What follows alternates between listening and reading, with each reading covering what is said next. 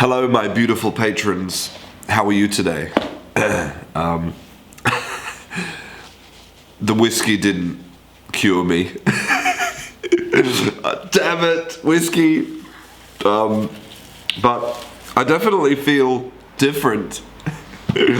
Obviously, I didn't drink enough. I should have finished the bottle, but I only had one little chupito, one little shot. Damn it! Wow.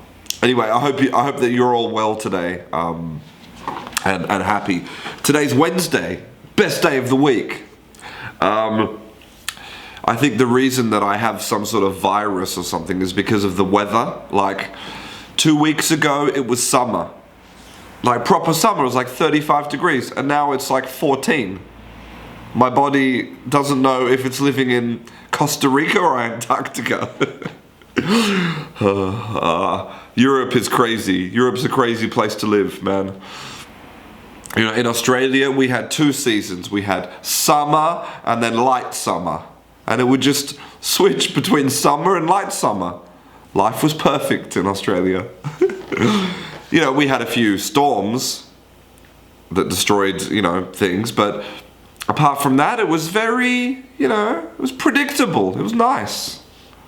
It was like, I wonder what the weather will be like today. Will it be sunny or will it be sunny with a few clouds? Okay, so today's word of the day, I love today's word of the day because the origin is just so crazy, you wouldn't believe it, okay? The word of the day today is farce, okay? Now, a farce is basically, it's an improbable story, or it's like a story which is not only improbable but also maybe ridiculous.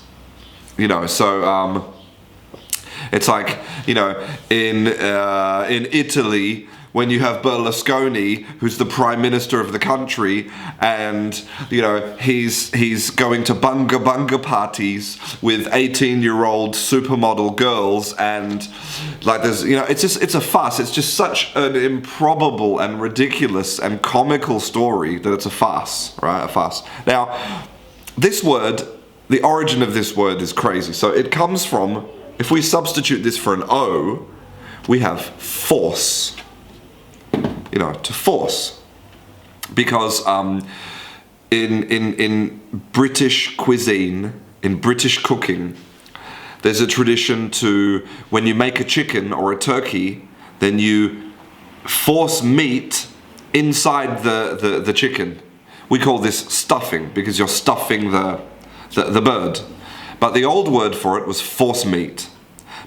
So what you did is you had your chicken and you take out the inside of the chicken.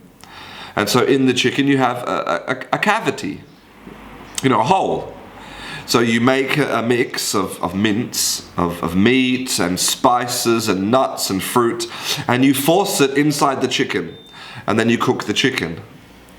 And then when the chicken is cooked, you take out the stuffing or the force meat and you eat it. Now, what the hell does this have to do with this word, with farce, right? So basically, in the 15th century, church was different. Going to church was different in 2 ways. So one is that they tended to only read church texts in Latin. So it was all in Latin. So, I don't know how much people could really understand what was happening, but I mean, because I know that Latin was spoken by highly educated people, but the majority of people going to church, did they have any idea what was happening? I don't know. But now, the problem is that a church, they need to entertain people, of course. So what they would do is they would force or stuff these little plays, little performances in between the pieces of text.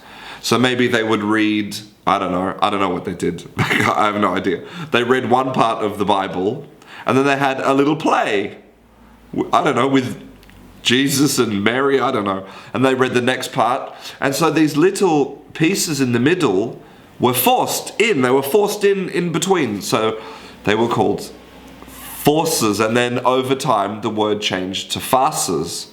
Because with time, these little plays became more and more ridiculous. So this is true. You'd be in church looking at some priest reading in Latin, and then he would stop, and then there would be acrobatics on stage, people doing flips and acrobatics, and this is so crazy, and doing like physical comedy, like hitting each other, and wow, I mean this is how you attract people to church. They should start doing this again, and then maybe more people would go. And so eventually the forces, the farces, were so popular that they separated from the church and became their own thing. And so that's the origin of the word farce. So next time, for example, you go to the bank to pay a bill, and the bank tells you that you can't pay the bill here because you don't have the right number, so you have to go back to your house and get the correct number, and you go to the bank, but the bank says you can only pay it on a Tuesday between, and all of this improbable, ridiculous story, that's a farce.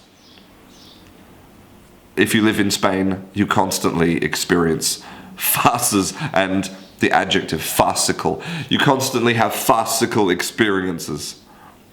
And all because of church and Latin texts, and people stuffing chickens and turkeys with meat for Christmas. Well, I hope you enjoyed my my little story. I enjoyed telling it.